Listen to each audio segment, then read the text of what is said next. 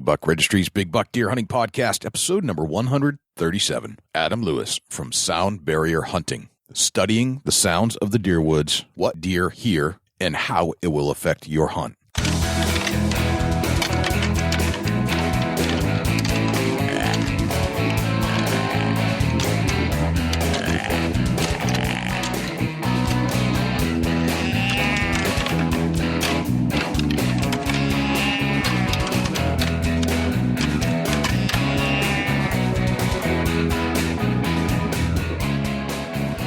Big Buck Registry is a virtual museum of hunting stories. We preserve a piece of Americana by interviewing and recording hunters about their hunts and experiences from across the country. And who knows, maybe we'll learn a thing or two along the way that'll help us take our hunt to the next level. Hey everybody, this is Craig Cushman at Hunter Specialties, and you're getting ready to hear another great podcast from the Big Buck Registry's Deer Hunting Podcast. Hey guys, it's Jim Caesar, owner of Swamp Bottom Media. Get ready for another amazing podcast with Jay and Dusty on the Big Buck Registry Deer Hunting Podcast. This is Milo Hansen, and you're listening to the Big Buck Registry, the Big Buck Podcast. Welcome to another episode of the Big Buck Registry's Big Buck Deer Hunting Podcast. Hey, thanks for joining us. I can't thank you enough. It's always a pleasure, and I am also joined by my good friend from Ohio, Dusty Phillips. What's happening, my friend? And it's cold outside. That was a long, drawn-out, it's cold outside. It's getting cold outside. It's a cold day today, though. I tell you what, man. -4 in New Hampshire tonight. Yeah, it was 16 for a high here in Ohio this morning, so it's definitely getting cold outside, and the antlers are starting to drop, Jay. Yeah, man. I've been talking to of my neighbors who we've been monitoring the same deer, and we know for sure that the shed is gone from this one deer, both antlers, and now the game's on. Who can find the sheds? Yeah, it'd be a sweet experience to find New Hampshire whitetail sheds. That's a fact, Jack, because there's very few sheds laying on the grounds of New Hampshire. Right. So if you find one, it's your lucky day. Right. Yeah. Put it that way. Ohio whitetail season wrapped up last Sunday, the 7th, and it's kind of a bittersweet day, but there's always next year. If you didn't have success, just learn from your mistakes and apply what you learned to your season next fall. I had a great time hunting in Ohio this year. It's first for me, and I learned a lot about how you hunt. You were gracious enough to host us and teach us what you know about the Ohio whitetail woods, something I didn't know a thing about. I probably still don't know a whole lot, but you taught me a lot. So it was a very good experience. Looking forward to joining you another time next year, if you'll have us back again, of course. Yeah, I reckon I can pencil you in. You can fit me in for a day somewhere. Yeah, we see what we can do, Jay. You and Greg, we had a great time, and you're welcome here anytime. Go, man. Hey, when you're walking around in the woods, you make sound, right? Oh yeah, especially if it's really dry. Yes. Well, we found this one guy that studies this and how sounds affect deer activity and movement and alertness and whether or not they're going to spook. And he's done a lot of research. He's done some field tests. And I thought it'd be kind of interesting to bring him on the air to talk about that specific thing. Yeah, it's something we have never talked about. And, we've talked about all kinds of things that are relative to the science of deer, for sure, how they see, how they smell, and other aspects of that kind of thing. But never the hearing, specifically a show dedicated to the hearing of a deer and sounds that we make and how far off that sound carries and what it might do to the deer if they hear this particular sound. Yeah, I think it's going to change the way you hang a tree stand or approach a tree stand or approach the woods. I think this is going to change your whole program, Jay. Yeah, and it's stuff you probably don't even think about. Yes, we're all trying to be a little quiet out there, but now I bet this show will help emphasize all those little things that you do to not make sound. You'll try even harder now after you hear this show. Yeah, I know you will. That's for sure. Right. No, Jay, I was freaking getting some pork chops out of the oven tonight and burnt my finger, man. Really? There's nothing worse. Yeah, I've always hated when you burn your finger on a pan. Ugh. It takes you the little skin off and it kills all your nerve cells, so you just can't feel anything. Right? Yeah. I mean, it burns like heck for a while, but then the next day it's like you go to touch something, you've got no sensitivity in your fingertips or in that one finger. It's just one of them things where I was like, I grabbed it out with like a hot glove with one hand, and really I wasn't even thinking about the other one not having a hot hand on, a mitten, and grabbed it. It was a little heavier than I anticipated. Went to set it on top of the stove to cool off, and sure enough, I grabbed it with the other hand when I went to set it. Mm-hmm. Yeah, I let go quick. I know that. I was, we had some snowfall here in New Hampshire again, and I was bringing the kids to school, and there was a car accident. There was a Ford Explorer, a little Nissan 4-door sedan, and a giant F-350, beautiful black pickup truck were in an accident. And we were like 3 cars behind it, and we just missed the activity. But the F-350 got the worst of it. It had turned over on its side and was covering the entire lane or 2.5 lanes of the highway, so you couldn't pass. And then the Explorer and the little sedan were still kind of wrapped up. Everybody walked away from it, fortunately, but that was a little slick on the highway. But as I'm sitting there in traffic waiting for things to open up again for the crews to clean up the mess, a firefighter drops his cell phone out of his pocket. It lands in the middle of the highway, and me and the truck driver behind me and the lady in front of me sees this. So the lady in front of me sees it, and she casually gets out of her car, and she's looking around like, should I go pick this up? Of course, nothing's moving. The fire truck's right there, and there's, all the other emergency vehicles and her cones up and down. But she just steps out into the highway, picks up the phone, gets back in her car, knowing that when the firefighter comes back, she'll say, hey, I got your phone. So I'm watching this, and they clean up they get the truck back on its side and moved off the highway, and they get the 2 other cars out of the way, and they clean up some of the debris, and then the firefighters start coming back our way, and she reaches out, or she rolls down her window, she reaches out her window and yells to the guy, says, hey, I've got your phone, and she's shaking this phone. But I look at that phone, and it doesn't look anything like the phone that fell on the ground. The one that fell on the ground was a pretty heavy duty cased, big protection black phone. She's trying to give the guy a pink phone. And sure enough, the firefighter walks up and he looks at it kind of funny, like, which of my firefighting partners here have a pink phone? And I can just see his face go blank. And then he walks away. I'm like, that can't be right. 5 minutes later, the guy comes back, and the lady realizes that she handed the firefighter her phone, not the phone she picked up off the highway. One of those things you just can't make this stuff up. Hey, Jay, before we get into hearing about the sounds of the woods, let's get Jim Keller on with the deer news. For the Big Buck Registry, this is Jim Keller with the deer news. Our first story this week takes us up to Wisconsin, where a world-class buck has been poached. The poaching of a world-class buck in Wisconsin is making national news.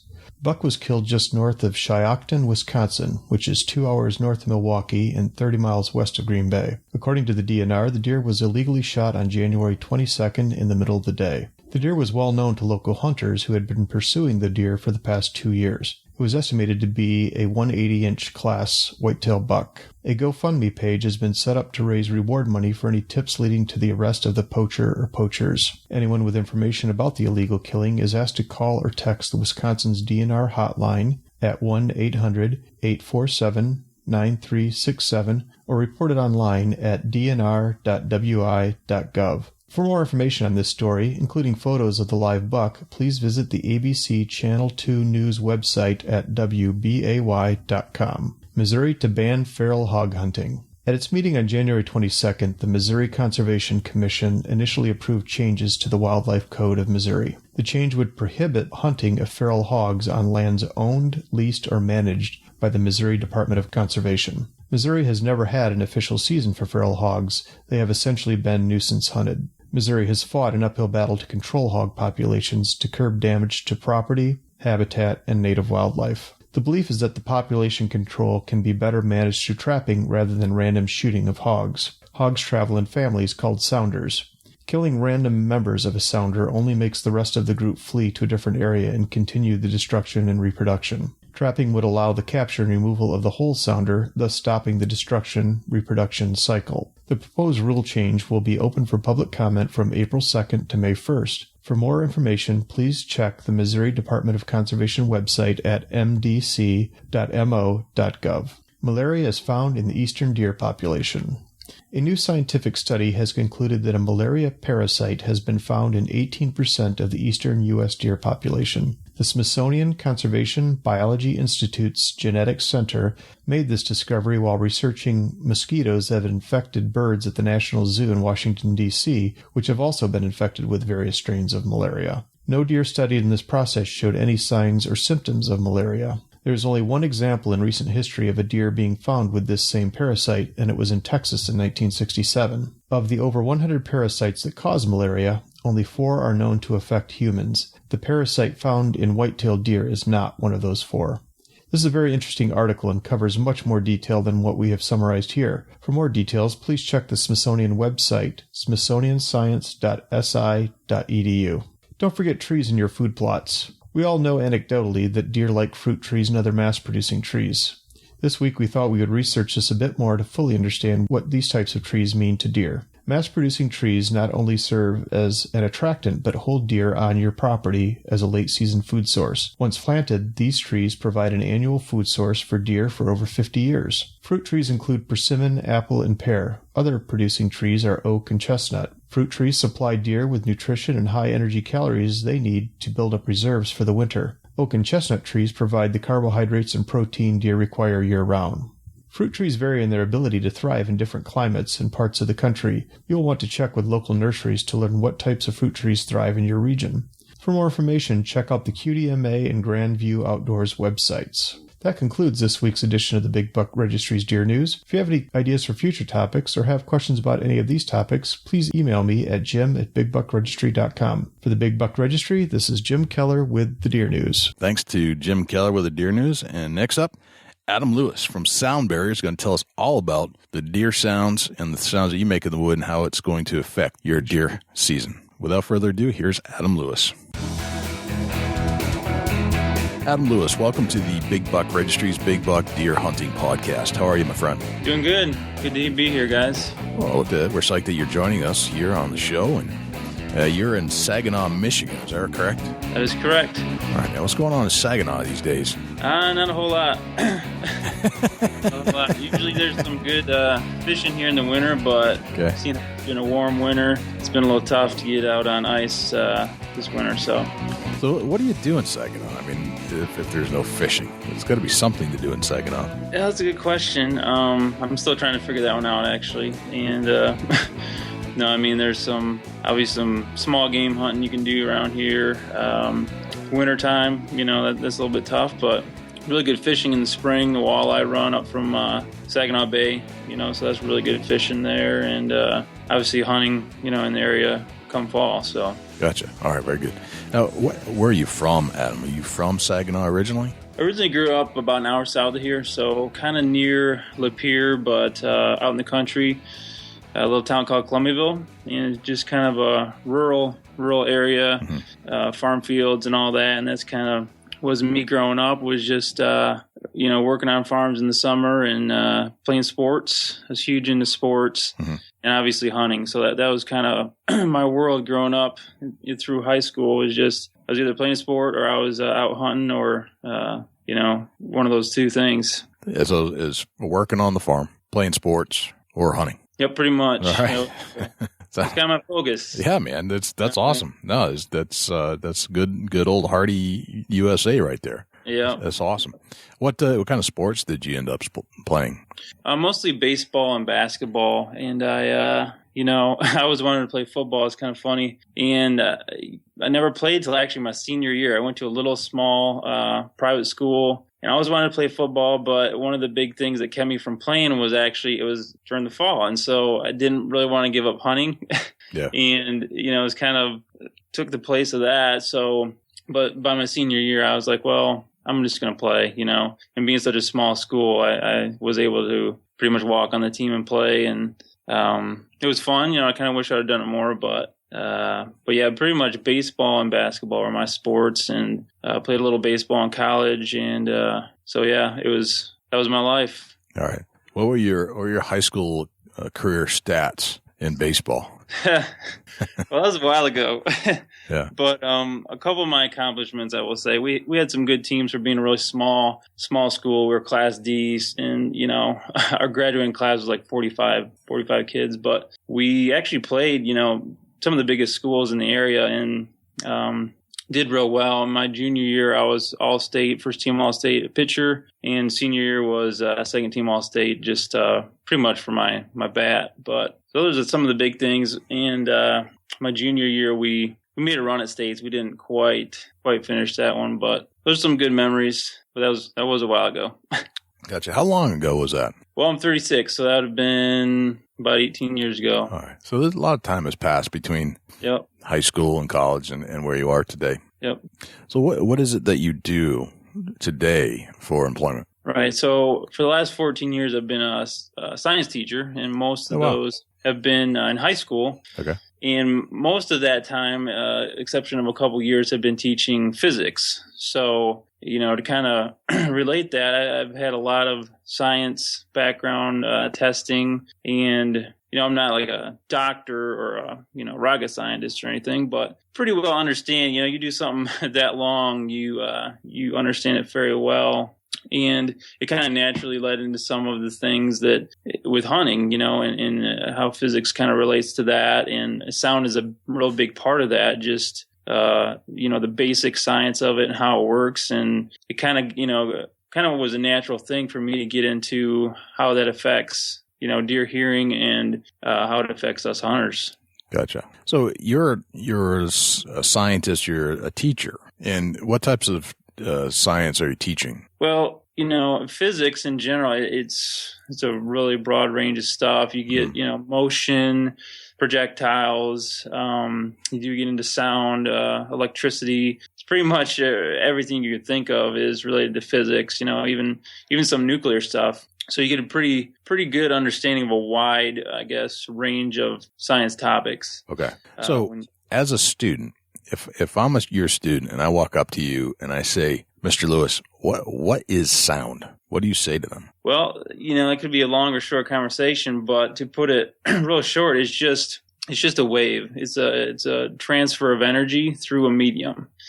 And usually what we think of is air, right? So it's what we call mechanical wave. And so the source of all sound is some sort of vibration. There's some sort of disturbance. And you can think of it like you throw a rock in a pond and it starts with a ripple, right? And that ripple travels outward. It's similar in air. If you have some vibration like us talking right now, that starts as vibration. It's our vibrating vocal cords. And that sets molecules in motion that bump other ones and bump other ones. And so it's kind of this shock wave that travels, again, we think of mostly through the air, right? And that's how we hear. And so, but it's just transferring of energy from an initial disturbance or vibration. Okay. All right. So it's just things moving, basically, bumping into each other. It's a form of a wave, and it's carried through something. And if the thing with a mechanical wave, if you remove the medium, the thing that it's going through, then you don't have any sound. So, for example, in space, you don't hear anything. There's no gas, there's no air there. Regardless of what we see in Star Wars, you don't hear stuff in space. And so you need that medium to transfer that energy that we perceive and know as sound. So sound, or the vibration that occurs and then gets projected out through your mouth, for example, it has to bounce off of something else in order to create the sound itself. And then you have to have another device to recognize it, right? It's not just making the sound. Right. Yeah. It's then, as far as hearing, it's pretty interesting. That is just kind of like, we have eardrums, right? Which is basically just like a drum where you have this vibration, this compressional wave that is actually hitting your physical eardrum and causing it to vibrate. And then our inner ear, transfers that energy. And at some point, it turns into an electrical signal that we perceive as hearing. Okay. But it's the source. It's traveling through a medium, and then it's hitting our ear and us them perceiving that as sound in, a very short amount of time, us, then making some, guesses about that or, conclusions about what that sound is and all that our brain does pretty quickly. All right. So let me ask you and this is so cliche, but I got to ask it. So if a tree falls in the woods and there's nobody there to hear it, does it make a sound? You're the one person that I know will have the answer to this question. Physics would say it makes a sound for sure. All right. So that being said, if you're making sounds in the woods, then there must be something there to capture and listen, right? There's something listening on the other side. And in this particular scenario, we're curious about deer. You said being a physics teacher and studying sound, that you've been focused primarily in the sounds that deer can hear, if I'm not mistaken. Yeah, I've done a lot of research in it. It really first started as, I've hunted for about 24 years. And if you know a little bit about me, I'm very competitive. Like I talk about sports, and I'm pretty competitive. And I love just being out in the woods, to be out there, to be out in creation. And sometimes you don't see anything in that, that's fine. Just being out there is great. But I'm also very competitive, and I want to do the best I can and learn any trick that I can to gain an advantage, because we know whitetail deer hunting is tough. They're pretty smart animals. They're pretty much designed, to stay alive. And so, also I'm a perfectionist. So every time it felt like I went out in the woods, those really calm days where it's really crunchy, the leaves are crunchy and stuff, and every step you take, I would really feel like, man, this noise is traveling forever. And it got to the point where basically I was like, man, I just feel like I'm making way too much noise. What can I do to change this? Because I kind of knew it was not helping me at all, and so that kind of got me, I kind of got fed up with, I guess, noise I would make. And I felt like, I was messing up my hunting areas. I was messing up hunts. And some of the places I hunt in Michigan, I don't have a ton of places to hunt. And one of the great things about Michigan is we have a huge hunting heritage. One of the bad things is, though, that everybody hunts. So you kind of get stuck with these little areas to hunt. And if you mess them up, good luck till next year type thing. So anyways, I started thinking about just different ways that I could improve and get better. And this was kind of a way that made sense to me. Mm-hmm. I had the background. So I started researching it quite a bit. Is, okay, well, how far do sounds I make really travel? Is that really a big deal or not? And what's the science say? How do deer really hear, and how does that really affect them? And so that kind of got me started thinking about it, and then digging into research. Okay, so what's out there about it? And what I found was there really wasn't a whole lot. There's a whole lot about, obviously in the industry, about, okay, vision, and we have all the camo stuff, and okay, we all wear camo now, and getting past their nose, obviously we have to do that, and all the scents and sprays and ozone stuff. But I didn't find much, obviously, products or even science out there about, okay, this is how deer hear, or this is what hearing is to deer. There's, a lot of speculation, but really not much solid stuff. So that kind of got me digging into that. And what I found was pretty cool, pretty amazing, and kind of really changed my thinking about noises I do make and how that does affect my hunting. Interesting. All right. So let's talk about some of your studies. Sure. I don't know what you studied exactly. So I'm going to have to let you lead us down this road, but let's talk about the first study that comes to mind. Yeah. So I started doing some research, and I didn't really find a whole lot, like I said, but what it did stumble across was literally one guy that had done a lot of testing on mammals in general, a lot of different animals, and their hearing. And he was a doctor at the University of Toledo. And so I started looking at some of his studies, and eventually made contact with him and did some different research with him. But a lot of his studies were showing, and some of them were on white-tailed deer, that, first of all, if I could break it down how deer hear, and kind of compare it to humans. So humans and deer hear similar in one way, and they are very different in three ways. And some of what I found was that the way that we hear similar to deer is kind of loudness. What's loud to us is also loud to them. What's kind of soft, I would say, to us is also soft to them. So that kind of means, like, if you're walking through the woods and you're kind of cringing with each step you take, or you clang a stand or something, and, that kind of makes you cringe. Yeah, the deer probably heard it, if they're anywhere near you.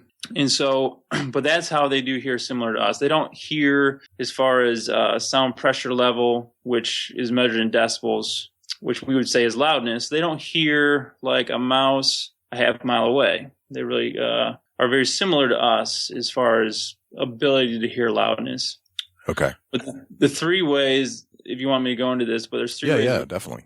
They hear very differently. And the first one's super obvious, but it's that they have these pinnae on their heads, which are their outer ear. These, the basically like radar dishes, right? And so those really funnel in the slightest sound to their eardrum.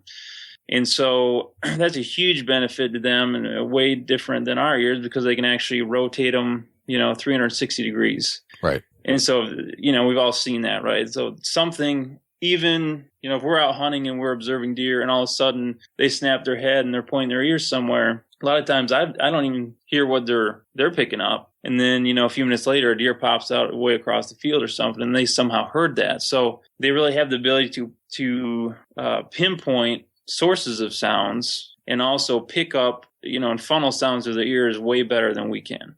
So they have a big advantage there with sounds, and also identifying where you're at if you happen to make a sound. Right. So that's a huge advantage. Keen sense of that, it seems like. Yeah. Although you're telling us that they don't hear much differently than we hear. It just seems like they're more tuned in somehow. They're definitely more tuned in to what's going on. And, as far as the testing research I did, it wasn't that they could hear, like I said, a pin drop across a field quarter mile away, but they're very in tune and able to pick up where these slight sounds are coming from. And they can funnel them to their ears better than we can. Okay.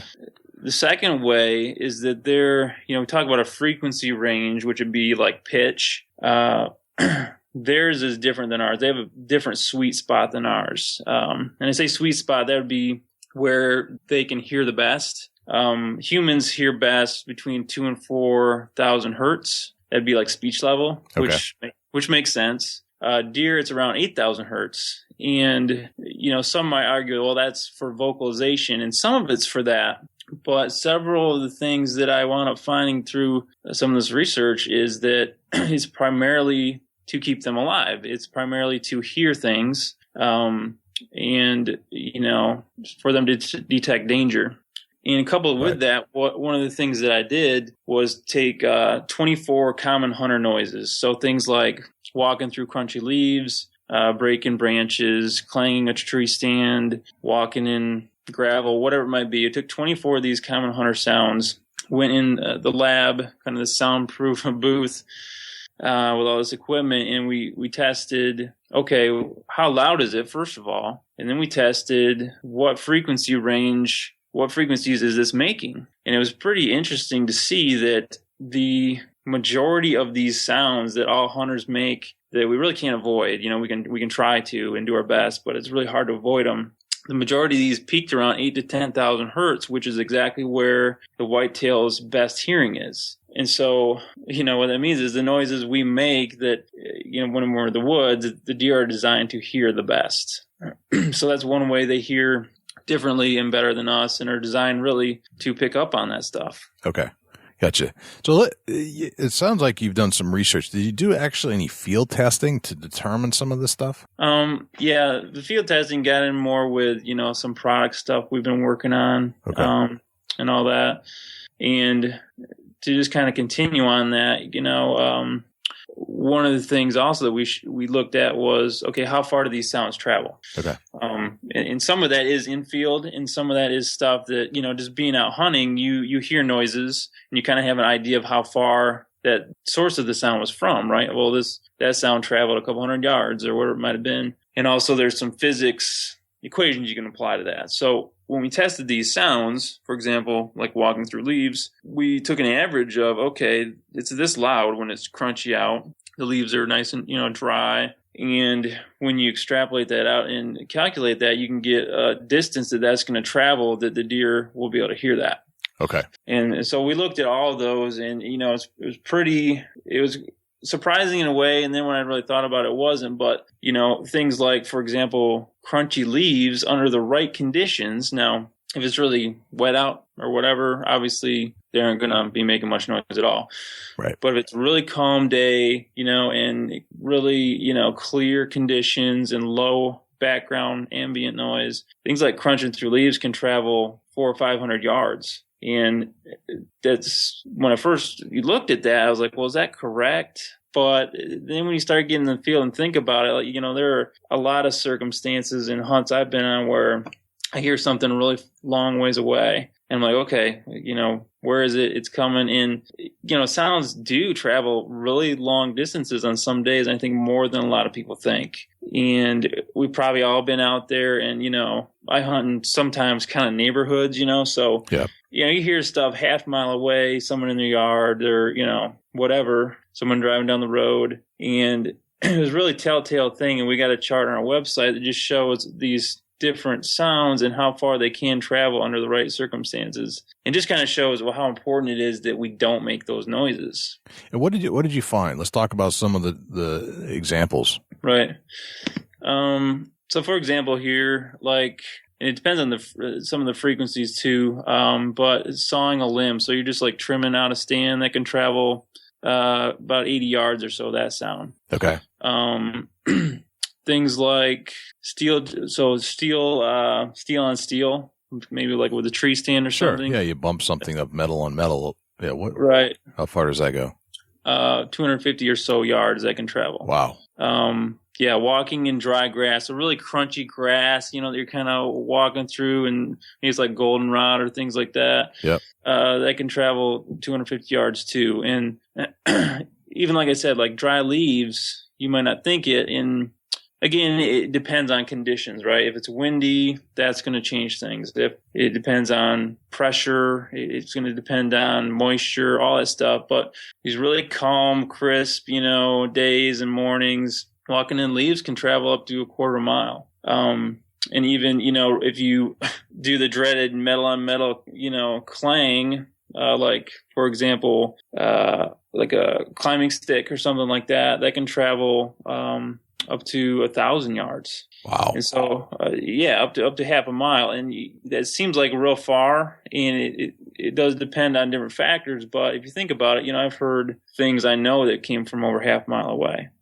And so it's kind of a rule of thumb. And we got, again, some of these on our website, but just kind of went to show me like, wow, I really need to start thinking about and concentrating more on different sounds I make when I'm hanging stands, when I'm coming and going, and how much that's going to impact my hunting area. Gotcha. Now, were you able to study the whitetail's reaction to some of these sounds made at a distance, and whether or not they changed their behavior, put them on alert, scared them away, or anything like that? Right.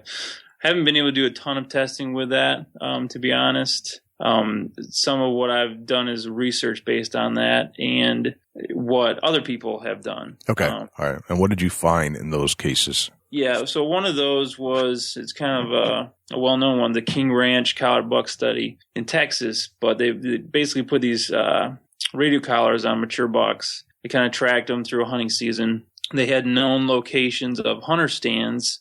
And what they found was that after one interaction with a hunter, that these bucks, changed their routes extensively. They avoided these stand areas. And so that could be, they saw the hunter. Obviously, it could have been that. They could have smelled the hunter in that area, or they could have heard the hunter in that area. So in general, I guess what that tells you is, if you're making unnatural noises, or they're unnatural smells, or they're seeing things that are not natural to them, they're going to change their behavior pretty quickly.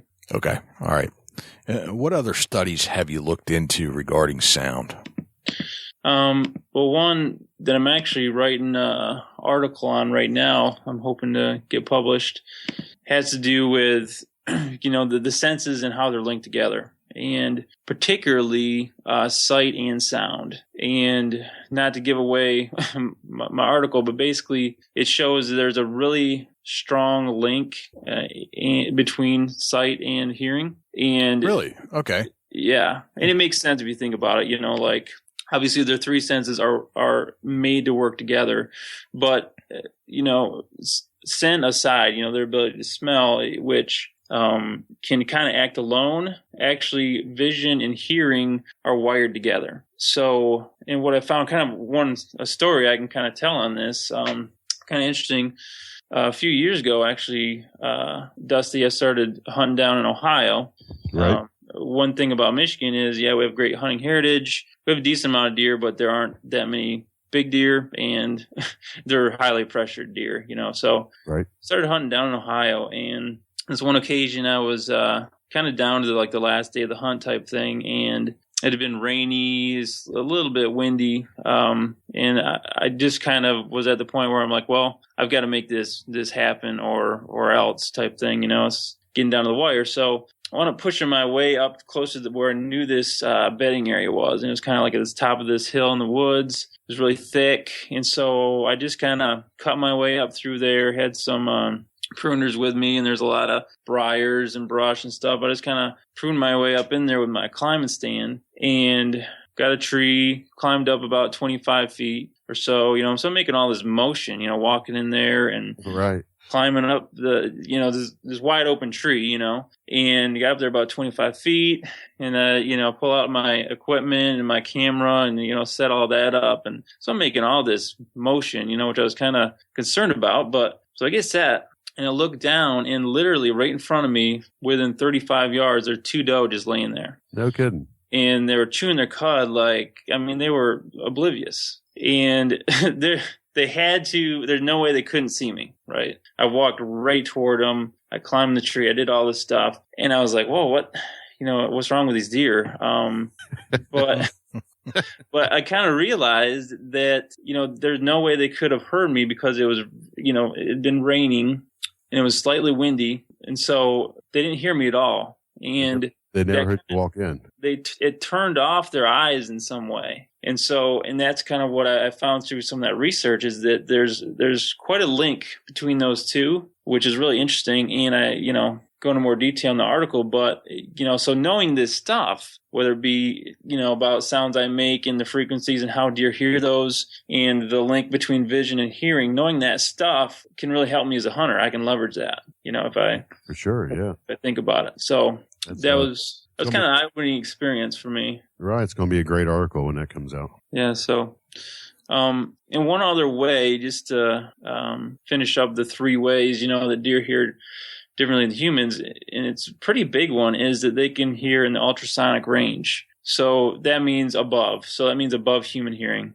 We can hear, between 20 and 20,000 hertz. It's frequency, and most of us can't hear over 16,000 hertz. But deer can hear up to 54,000 hertz very well. No kidding. Yeah, and so it's kind of like, a dog whistle, right? We can't hear it, but a dog can. Right. And so they can hear all these high-frequency sounds, and from our testing, that most of the sounds we make in the woods have frequencies in that range. So they're hearing a lot of what we're doing that we don't even know we're doing. And that, is a huge way that they can definitely hear. Another way they can definitely hear better than us, and we're at a disadvantage. And a lot of people don't even realize that. Right. Can you elaborate on some more of the sounds that we're making that they can really hear?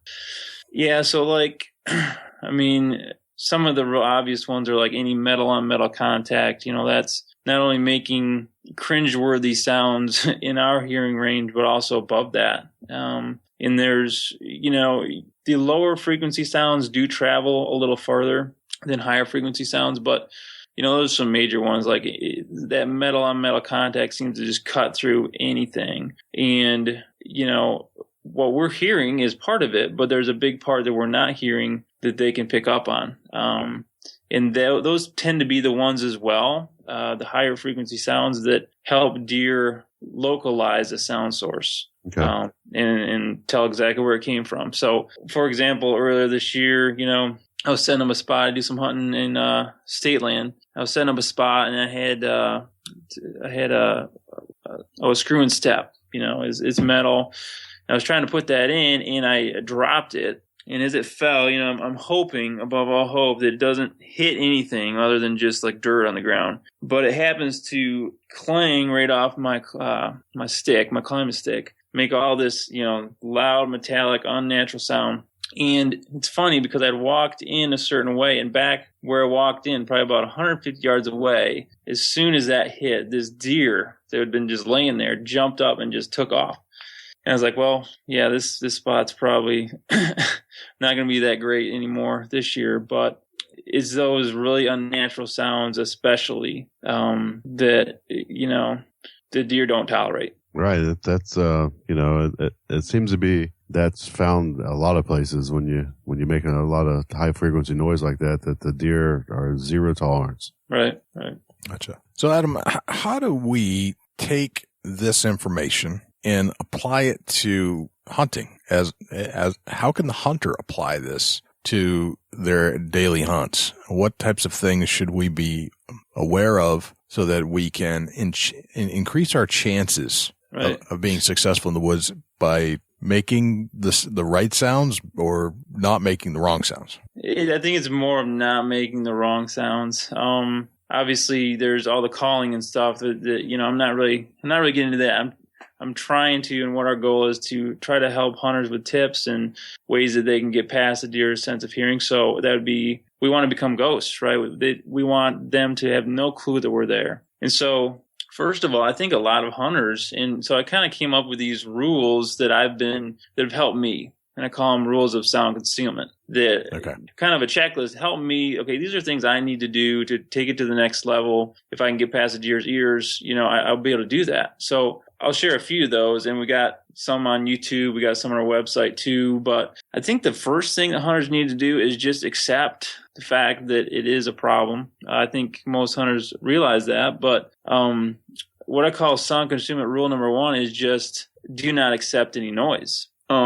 At some point, we have to make a decision, and, it's kind of this could apply to anything in life, really. You get to a point where you're like, okay, how things are not how I want them to be. I want something better. And you make a decision that then changes things. And the first rule is really deciding that you're not going to accept noise anymore. And as soon as you lay down that, challenge kind of to yourself, you are then allowing yourself to be able to get better.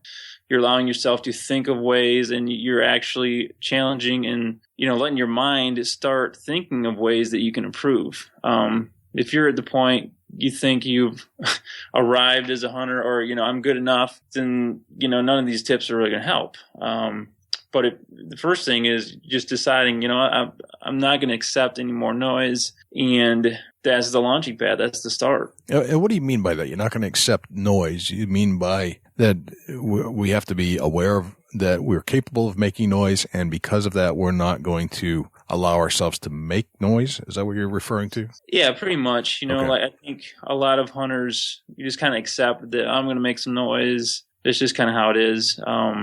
And so if you get to the point where that isn't good enough for you, you can really start eliminating a lot of that. Okay. Yeah. All right. So you've got your 10 commandments of noise reduction. That's number 1. What's number 2? Well, number 2 is every sound counts. A lot of times I think people, think that they can get away with some stuff, and a deer will kind of forgive that. And deer are not forgiving. They don't, they don't attend mass. They aren't. Their goal is to stay alive, right? So there's no quota of, well, okay, I didn't make that much noise getting into my stand tonight, or doing this or that or the other, or setting up my stand, or it's every little sound counts. Every little sound can make or break your hunting area. And if you can eliminate those, and again, change kind of a mentality, that's kind of related to number 1, but that can really change things for you and really help you out. So it's, realizing every sound counts, whether it be, buttoning buttons even, or zipping zippers, or any little thing that you do, can make a pretty big difference. Okay. All right. And I don't think we have time for all 10, but is there a third one? Yeah, rule number 4, I'll jump to that one. Okay. That's probably my favorite, and little short story with that one. It has to do with turkey hunting, but it shows kind of the idea. And a few years ago, I lived in Nashville, Tennessee, and had access to a property hunt there, and I was turkey hunting with a buddy of mine, and we'd drive back down this long driveway to this. It was a abandoned house with a bunch of property, and we got back there, and these turkey were already out in the nearby field, and so we were kind of stuck in a bad place because there's no way to get at them without being seen. The only thing we could do was sneak kind of around the house and back through this backwoods, this super thick, tick-infested woods, and try to stalk in from the backside and catch them out in the field. So that's kind of what I did. And over the period of the next hour, I was rushing to get around the house and sneak up in there and hoping they were still out there. But over the next hour, I just picked my way through the woods and all this thick brush and stuff, and I would utilize my environment to help conceal the sounds I knew I had to make. So whenever I would have to just bust through some brush and scrape and make noise, I'd wait till a gust of wind came up to allow that to conceal that. Whenever I had to make a step that I knew was going to be loud or crunchy or whatever, I'd wait for, a bunch of birds making noise, or luckily there's an airport near there. So when a plane flew over, I could make some motions and noises and get away with it, because it covered it. And so I was able to get up to the field edge, and the bird was still out there, this big Tom. And at that moment, it was one of the worst moments of my of any hunts I've been on, I think, because at that point, the bird's probably about 7 yards out there, and I'm thinking, okay, he gets just a little closer, and I can have a shot. And I realized that I had not racked a shell in the chamber, and so I'm like, okay, how am I going to do this? And so I decided what I'd do is I was like, okay, I'm going to wait for the next plane to fly over. And when it's flying over, I'll let that cover the noise I make. And so that's exactly what I did. It flew over. I racked one in. I was able to get the bird. It was probably the biggest bird I've ever shot. And because I utilized something I call cover sound. And that is kind of like probably an old Indian trick, I would guess. But just being aware of your environment and moving when sounds around you allow you to move. And the best cover sound is wind. I mean, if it's windy out, we all know that, we can do whatever. We can trim out a spot. We can do all that noisy stuff we need to do in an area without the deer knowing we're there, without them hearing us. And so utilizing cover sound, whether it be little things, as you're coming and going, or like I said, if you want to hang a set, wait till it's rainy, windy out, get in there and do it and do all your trimming and stuff. And that will conceal or utilize that cover sound to, not let deer hear you've even been there. Gotcha. That's a good one. That's interesting. I wanted to kind of, now that we've acknowledged you as a deer sound expert, I have a few that have kind of popped in my head as I'm listening to your stories. And I definitely want to get into your backpack and do a gear check. And I want you to take us on a deer hunt here in a minute. Before we do that, just a couple things popped into my head. And Dusty, if you have any particular sounds that are popping into your head that you want to kind of address, one of the things that drives me nuts are zippers, right? Yeah. Zippers are too loud, especially on deer blinds. Yep. What should we be thinking about as hunters to cover that kind of sound up, or is it even possible? Well, first of all, I wouldn't say I'm the expert. I've done a lot of research, and I'm sharing what I do know. But yeah, I mean, some stuff is just, it's almost like either you accept that there's noise made with that, or you don't use it. I mean, until there's some things out there like alternatives to those really noisy zippers, it's almost like, okay, this might be okay in this situation, but in this situation where I know the deer are bedded close and this zipper is super loud, maybe I have a different, setup. Yeah, I mean, that'd be something that hopefully with education, some of these manufacturers kind of come up with some different solutions for that, because I'm right there with you. Some of that stuff is just super loud. Right. Okay. Velcro. There's another one. Yeah. Is that a nuisance? Is that a problem? Are we overthinking this, or is this something that? No, like all that stuff I think is an issue. So I try to avoid materials and things that I know will make noise. Like, for example, my release for my bow has Velcro on it. So I will put that on, at the truck. I won't put that on or take it off when I'm in the woods. Some of it's hard to avoid, but if you can not buy clothes with Velcro or really noisy zippers or that stuff, if you can avoid it in the first place, I'd avoid it. If you can't, then figure out a way to at least not utilize it or minimize it when you're out in the woods. Okay. All right. What about nylon pant material? Notice that, this is not your best stocking, still hunting type attire because it makes that, slick side to side wishing sound. Right. What do you think about that stuff? Does that matter? I haven't specifically tested that as far as the frequency and, how far that might travel, but, I would say avoid it if you can, you gotta, a lot of that is like waterproof type stuff, I'm guessing. And so I guess you got to weigh the consequences for yourself. But if you want to be silent, I would go with they have more of this now, more that it's a lot softer material. It's almost like, just really plush wool or something like that that's more natural and isn't going to make that noise. Gotcha. Okay.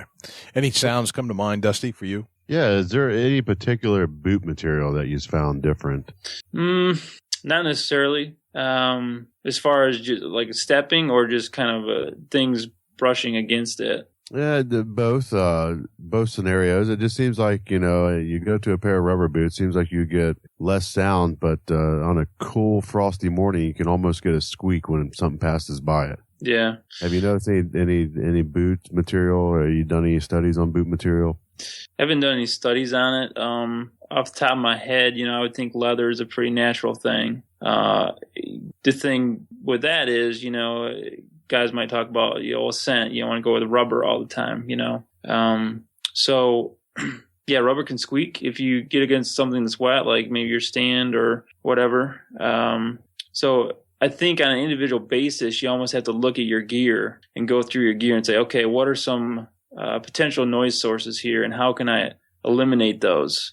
Do I need to get new boots, or do I just need to think about, potential ways this is going to make noise and just avoid those? Do I need to get rid of my jacket? Is the zipper that bad? Or, I think part of that is people going through their stuff and just saying, okay, this is how I can eliminate a lot of these noises. This is the scenarios where I shouldn't be wearing these boots because they're going to make more noise or not. And then, I think it's up to that person. Are you going to spend a lot more money to buy something that's slightly different or, whatever it might be that is going to make less noise? But that would be the starting point, I would think, is just really take an inventory of your stuff. And then especially when you go to buy stuff, a lot of people do not think about the noise impact, the noise footprint they're going to make because of this stuff. Right, for sure. Yeah, for sure. Yeah. Jay was ready to get into breaking down one of his hunts. Let's go into a gear check. I want to get into Adam's backpack, see what he's really carrying with him. Yeah, let's definitely do that. All right. Adam, you carry a backpack? Yeah, I do. Yep, I got a lot of... Let's lay it out, open the zipper, and sort through this thing. Tell us everything you pack in your backpack before you go on a hunt. All right. Well, we might find more stuff in here that I need to get rid of, but... So I have quite a bit of camera equipment. I started self-filming 4 or 5 years ago. So I've got my camera, I've got the camera arm, I've got a ratchet strap that straps the mount for the camera arm, which is a huge noise source that, I'm always trying to find a way around that. But a ratchet strap is kind of what you need. So right, let's get a little more depth. What kind of camera are you packing in there? I've got a Canon, I think it's a G10. So it's kind of the high end of a consumer / prosumer model. Gotcha. So it's a little camera, but does a pretty decent job. And your camera arm that you're hanging the camera with, what brand are you using? Yeah, that's Third Arm, I think. Okay. Camera arm. Again, kind of minimalistic, but it works pretty good. And so I got that stuff in there. I obviously have my knife, my drag rope, grunt call, all that type of stuff. My rope, I'm a big fan of paracord, and for just hauling your bow up and down or whatever else you might need out there. Those are some of the main things I think in my pack. Okay. What kind of camouflage are you wearing to go on your hunts? Oh boy, I kind of mentioned that article earlier, and I kind of mentioned this in there, but honestly, I buy what's on sale. And, I think some camo is a little better than others, but Honestly, it's about, and this is what a lot of science is finding. So I think this is good for guys that can't afford all the newest, greatest camo, but it's about breaking up your form more than anything. So, I might not be the most stylish hunter, but so I've got some real tree, I've got some mossy oak. Sometimes I mix and match, and that's kind of a faux pas, but the deer don't seem to mind. So I guess it doesn't really matter to me too much either. Gotcha. Okay. Yeah, that makes sense though. I mean, you got to do what's affordable and what works best for you. What kind of bow are you shooting? Right now I have a PSC. It's a PSC Stinger. I've had it about 5 or so years. It's done pretty good, but I think this year I'm going to look around and see maybe time for trading up. Gotcha. Okay. What arrow are you shooting out of your bow? That's a good question. Let me think for a second here. I think gold tip. Gold tip arrows. What kind of broadhead are you tipping the gold tip with? I have Thunderheads. Mechanical or fixed? They're fixed. Fixed broadhead. Okay, so we broke down your backpack. We broke down your bow. What kind of tree stand do you most prefer? I do like lone wolf tree stands. I have a climber that's a lone wolf. I just got their new Alpha Tech. Hang on, I like that quite a bit, and what makes the lone wolf your choice of brand? They're just solid, and part of that too is a few years ago I had another brand I won't mention, but I noticed made noise. In particular, when you get out the part you have to wrap around the tree, I was making noise there. I was making noise if it hit any brush, there was a loud ting noise. And I went to the Lone Wolf because they have more sound deadening stuff. It's just an overall really solid and stand that doesn't make noise. So that was a big reason I switched to Lone Wolf. It's not because their seats are comfortable, I'll say that, but other than that, they're really solid, and it allowed me to cut down on some of that noise that I make. All right, I think Jay has about 10 hours of a Lone Wolf in his seat time here this past fall at my place. Oh yeah, yeah, that's true. Yes, not the most comfortable of stands, but boy, it didn't make a single peep. Yeah, right. Yeah. For sure. Very good. Jay, let's get into a hunt. All right. So, Adam, one of our favorite things to do on this show is to go on a deer hunt, like we're sitting on your shoulder watching the whole hunt unfold. So I'm going to ask you the question. Think of your most memorable deer hunt that you can think of as I ask that question. And then let's go on a hunt with you and let's kind of back it up maybe a week or a couple days before the actual kill shot. And where are we going to go? All right. Well, I have a lot of memorable hunts, so that's hard to pick. But I guess I'll talk about this year. This year was kind of a tough year for me. I did take, a doe and a decent buck here in Michigan, and I hunted in Ohio and struck out there. But I'll talk about this year, and just to kind of give the week before, I guess. So it's mid-October, and last few years I've particularly done a bow camp with a few guys, my dad and my cousin and another friend of ours. Sure. And so we do this. We go to state land, it's highly pressured, but it's decent hunting. And we hunt there, and it's more about, getting out and getting away from everything and the camaraderie. And every now and then we get a decent deer, Yeah. And so I was out there hunting and didn't have a lot of luck. Run into some people, you put all this effort into scouting a spot out, and then all of a sudden somebody walks in on you or whatever. And so anyways, that was a memorable, turned out, wasn't great for me, but it turned out to be a really memorable experience because one morning I'm out hunting, walked in the dark, and got up in this tree, and right about first light, this guy comes in about 100 yards from me. I'm like, okay, right. Well. Somebody you know or somebody? Oh no, someone I didn't know. Okay, this is public land. Somebody you don't know. All right. Yeah. So, all right. And you said it was October. What was the weather like that day? It was really, it was cold, crisp morning. One of those mornings you want to be out hunting, Yep. And so I'm set up there with this guy, and it's getting light, and I'm like, well, I'm not gonna move, and I'm sure he's not gonna move. So it's kind of a battle of wills there. And anyways, light kind of dawn comes, and start seeing pretty decent, and I look up and I see a deer about 100 yards away or so. And at this point, I don't know the guy knows I'm there, actually. So I start grunting at this deer, and he finds out pretty quickly that I am there. And I'm thinking, okay, what's going to happen if this deer walks in between us? Who's going to get the shot and all that stuff? That could get really interesting. But anyway, that's one way to put it. Yeah. That deer kind of moves off, but I get a phone call from my dad that he, shot this deer. So I get down. Long story short, we go over there, and he shot the biggest deer of his life. And it was really memorable. And I'll get to, I guess, my hunt later in the season, but that was super memorable for us because we didn't really expect it on state land. And my dad had really been having some problems with his shoulder recently and really didn't know how much he'd be able to get out and hunt this year, or, it was kind of a question mark. So that was a really cool moment to just share with him and all the guys. And, I think as I get older, I really cherish those things more. I'd grown up, it was me and my dad hunting. That's all. I couldn't wait to go hunting, and I had to wait till I was 12, here in Michigan, to finally get out and go hunting. And so it was just me and my dad, and just for years and years and years. And so seeing him now getting toward the end of that, and have that opportunity and experience with him was pretty cool. So that was cool. I didn't get anything at camp, but, I was really happy for him to experience that. Yeah. Tell us about the deer that he got. What made it so unique? Well, it was just, I guess, the combination of, you go to state land, you don't, especially up here in Michigan, you expect to see other hunters, not so many deer. And he was able to find a spot. I don't know, credit to his good hunting ability and all his years experience.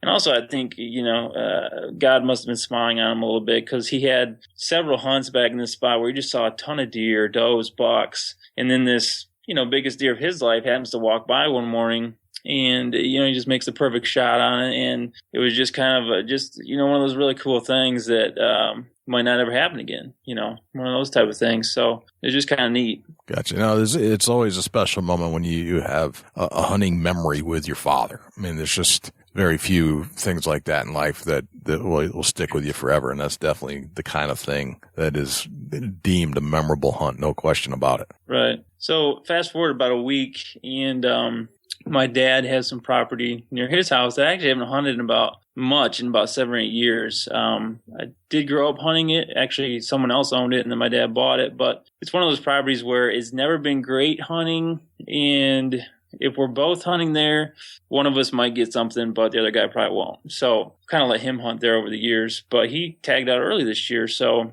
getting, I think around October 25th, 26th, I decided I'm going to go over there and try it a little bit, and happened to hit it just the right time. So I went in there one night, and it was kind of rainy, but I thought, it's the time of year I need to be out in the woods. So I get out there, the rain kind of clears maybe about an hour before dark, and I start seeing some movement, and I see about 3 different bucks, which was really good for that property. And one of them was probably a shooter, and I was like, okay, this is pretty good. It didn't happen that night, but I go back the next night with my climber, and I just kind of get up in a tree in the area I kind of saw a lot of this activity at. And maybe around 5:30 or so, and it's probably dark around 7:30, let's say. 5:30, so I just hear these deer bolt out of this nearby cornfield and start running all over in the woods. And it's a doe being chased by a little buck. And they wind up running all around and wind up coming right underneath my stand. This doe and fawn wind up right underneath my stand and just stop. They lost the buck somewhere. They just stop, and they just start feeding. So they're like 5 yards from me. Okay. And so I'm filming them. And as I'm doing that, over my left shoulder, I'm hearing some noise. And there was a bunch of turkeys over there, probably a couple dozen turkeys.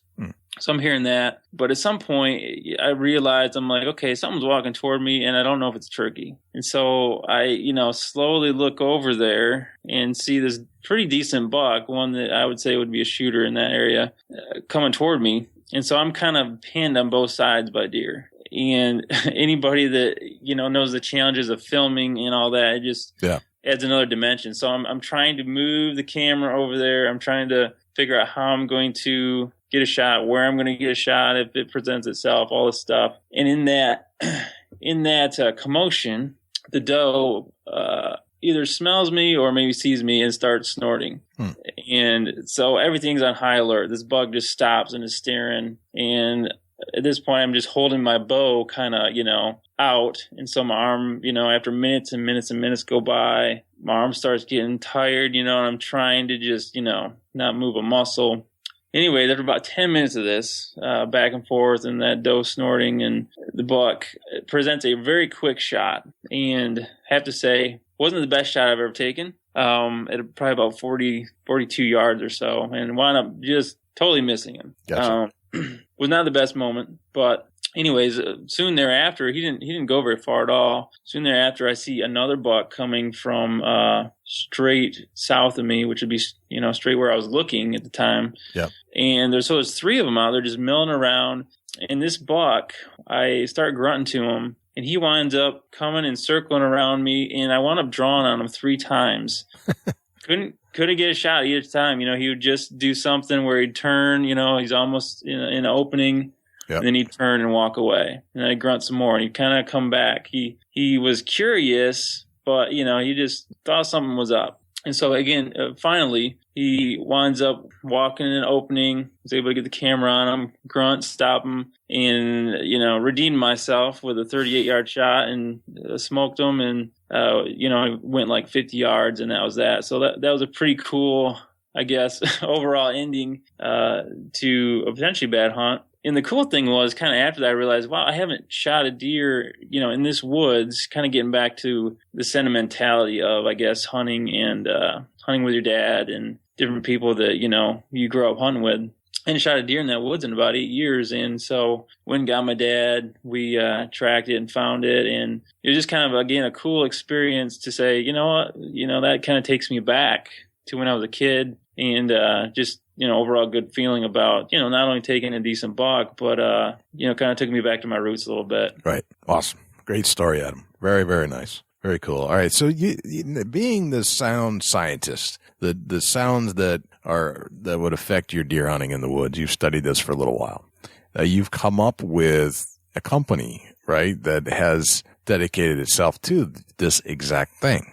Yep. And you want to tell us about Sound Barrier? Sure, yeah. So Sound Barrier LLC established that a few years ago, but really we just went public this fall, and we just went public on social media. We have our website up, and our goal basically is to help hunters get past a deer's last great defense, we call it, and that's hearing. Okay. So it's, offering tips, applying this science in practical ways that hunters can use to, increase their stealth, increase their success. And very soon, we're hoping to have some products out, too, that can help hunters. All right. We'll be staying tuned for that. I'll get some of the information on where to find you in a sec. But I have my series of rapid-fire questions I like to run down at the end of the show here. And the first one is, what's your number one hunting tip of all time? I've got a feeling you've got a particular favorite, but let's hear what you have to say. Boy, that's a tough one. I would say this: when it comes to deer camp, be the first one in the outhouse after the chili dinner. So be the first one. As far as in the woods, I would say the longer I hunt, the more I realize the entry and exit are super important. Okay. Just having a way to get in and get out without, any deer seeing, smelling, or hearing you. Okay. And just finding a way to do that. I don't know if that's a tip, but that's something has really. Yeah, that's a tip. Sure it is. Absolutely. What's a day in the life of Adam Lewis look like? What time do you get out of bed? I get out of bed around 6 o'clock. Head to work, do my teaching stuff, deal with teenagers and parents and all that great stuff. And then after that, it's come home and I work on, stuff with Sound Barrier, whether it be maybe writing an article, filming a video blog for our YouTube site, or having a team meeting with the rest of the guys. There's a few guys on the team, and just working on product development stuff. It's one of those, or all those things. And then it's like, okay, it's midnight. I probably should get some sleep. So, other than hunting season, obviously in there, I'll be hunting too. So, yeah, right. But that's kind of my life right now. All so right. It's pretty busy. So what's a hunting day in the life of Adam Lewis look like? Well, if I don't skip work, right. It's get out of work as quick as I can and race to, where I'm hunting, whether it be down by my dad's or some state land that's near here. And, just getting out there as quick as I can and getting up in the tree. Typically, I get a couple hours in hunting, But it's, just racing around to get there as quick as I can. And it almost feels like you're running and then, you hit the woods and you got to slow down from 100 miles an hour to about 1 mile an hour, real quick. But that's, that's the goal. Yep. Absolutely. All right. So we all have these things that we probably consider like good luck charms or things that we just feel like we need to have with us when we're in the stand or in the blind. And it drives us nuts if we accidentally leave it in the truck. What's that one thing for you that you got to have with you when you're hunting? Well, being a baseball player, I've always been a big fan of baseball hats and just having a brim of some sort. So I think a hat, like there's been a few times I can remember where I dropped my hat out of the tree stand. I couldn't, climb down and get it. I just think that's it's an important tool for me, I guess you'd say, psychologically, and also just, blocking sun or whatever it helps you do. But I'd say some sort of baseball hat. Okay. All right. That's fair enough. Yeah. All right. So you're in a hotel. You're going to a convention and somebody walks into the elevator, total stranger, and they sparks up a conversation, says, "What do you do for a living?" What do you tell that person? Well, tell them what I do right now or what I hope to do. As far as the sound barrier stuff, I'd say, well, I'm into making products to help hunters get past deer sense of hearing, and do that in ways that haven't been done, and help hunters in ways that they are not helped currently. Gotcha. Very good. And what'd you have for breakfast this morning? This morning I had eggs. Eggs. How? That's right. I had them scrambled. Scrambled eggs. All right. Little salt and pepper on them, or just straight up? A little pepper. I had a little seasoning from Zender's in Frankenmuth, which you guys probably have no clue where that is. Yeah, but I don't know what that means. Pretty famous restaurant, German restaurant in a town near here. Okay. That if you're ever up here, you guys need to check it out because they make the awesomest fried chicken, the best fried chicken that you've ever had. So. All right. Good. Sounds good to me. All right. If you had your own billboard, if you could have your own billboard, what would it say? Well, boy, that's a good question. As far as advertising wise, you can put anything on it you want. What would it say? Well, I guess, you talk about things that are most important. And I think when you put it on perspective, I'm a Christian, and I think ultimately that is what's most important is someone's relationship with God. And so I'd probably put something related to that on there. I think that's more important than any business or personal pursuits. So I'd put something to that effect on. I'm not sure what, but probably something related to that. Okay. And when you hear the word successful, who's the first person you think of and why? Well, that's a good question. In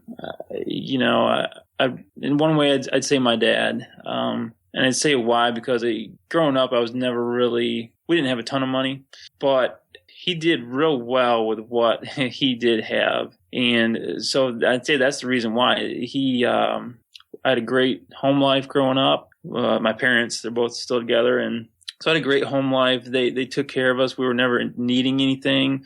They provided. They put us through college. And so I say that's pretty successful. Neither of us are in jail, me or my sister. I have a sister. That's a good sign. All right. And we've been able to really enjoy some things in life and have success of our own because of the way they did things. Right. So, I'm really thankful for that. And I think that is success. It's not, I don't know the future, what that holds for me. Hopefully, this business goes really well, but it's not always just, the monetary things or anything like that. Right. Gotcha.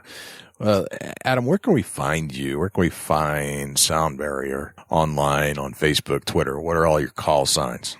Sure. Yeah. Soundbarrierhunting.com. And we have all our social media on there, Facebook, Twitter, Instagram, and YouTube. So I invite everybody to check those out. We've got a lot of YouTube videos with tips, a lot of stuff on the website that describes more what I've been talking about here today. But I would first just go to soundbarrierhunting.com and also encourage people to join the team. There's a link there that says team membership. And if they're interested in some of these products that I can't really reveal right now, but that we're hoping to have out one for this coming fall, they can join the team, and then we'll let them know, the latest of what's going on and, how they can get a hold of those products and when they're available. All right. Very good, man.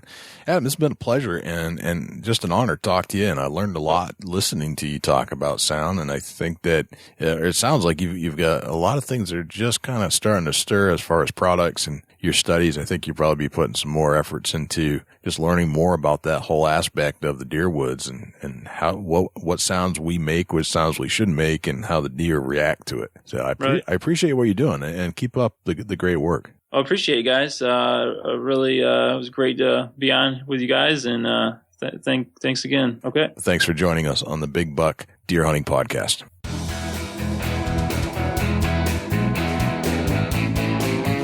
Well, I bet there's a show you don't hear every day. I bet you're right there. That was interesting. And, I like when we get these kind of off-the-cuff, little different subject matter than even we're used to. And it opened up my eyes and ears to some of those things that you do in the woods that you don't really realize you're doing. Yeah, and it doesn't take much of what you don't realize you're doing to mess up a really great spot. Right. So now I've listened to the show, I've edited the show, I've made the show. Now I'm going to think about this the next time I step into the deer woods and how much sound I'm really making. And when I clank my binoculars off the edge of my tree stand, how much that's really resonating and making those waves out into the wild. Yeah, it's something that if you didn't consider it, you will now. That's certainly right, man. Crazy. Well, thanks to Adam Lewis for joining us on the Big Buck Podcast. We're going to start doing this little call-in session on the Big Buck Podcast from now on, where you can actually call in. And I wanted to announce the phone number so that everybody can listen or call in if you feel like it.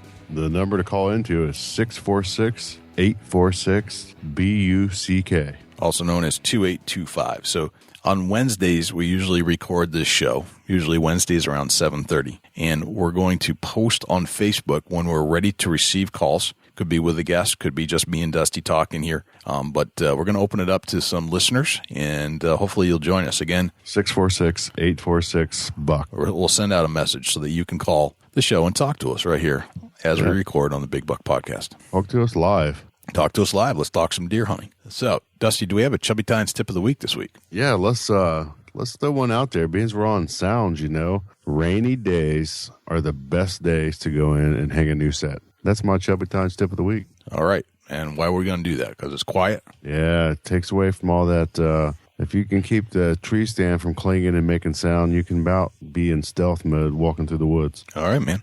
Chubby Tines tip of the week. Very nice. Well, where can we find you, Dusty, when we're not here doing this show, recording? Facebook.com/Chubby Tines Outdoors. You can hit me up on Instagram at Chasing Antler. And you can also shoot me an email, dusty@bigbuckregistry.com. Jay, where can the people reach out to you when you're not on the mic?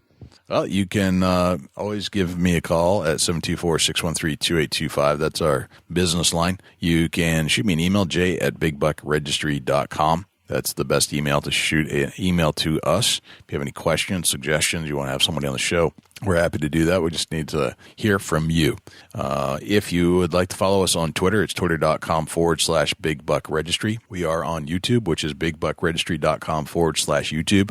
We're on Facebook, Facebook.com/BigBuckRegistry. You can always submit a buck for recognition on our Facebook wall, and that is BigBuckRegistry.com/MyBuck. All the instructions are right there. We do give preference to those who send in an email or send it by email because it gives us all the data that we need right there. And we get to respond to you with an email to say when your buck is going to post on the wall. We can't do that through the other mechanisms, but we can via email. Other than that, you can find us on iTunes. And if you would, please leave us a review right there on your Apple device. Just do a quick search for Big Buck Registry, and then the review section will come up. You can also, if you wouldn't mind, subscribe to the show if you do enjoy it. You can find us on Stitcher, and that's bigbuckregistry.com/Stitcher, which is a great place if you're an Android user. You can go to Google Play, and as of this month, I believe that Google Play has launched their podcast directory, and you can find us right in the Google Play podcast directory, and you can actually download an app on your iPhone if you wanted to use Google Play that way, or you can just do it straight up on any Android device. You can find us on Clamor, which is bigbuckregistry.com/CLAMMR, and Last and not least, you can find us on Instagram, just bigbuckregistry.com/Instagram. I believe that is everywhere we are at. It's a whole lot of big bucks, Jay. Big buck, big buck. Everywhere a big buck. Yes, sir, man. I'm Jay Scott. And I'm Dusty Phillips. And this is another episode of the Big Buck Registry's Deer Hunting Podcast. We'll see you next week. Can't wait.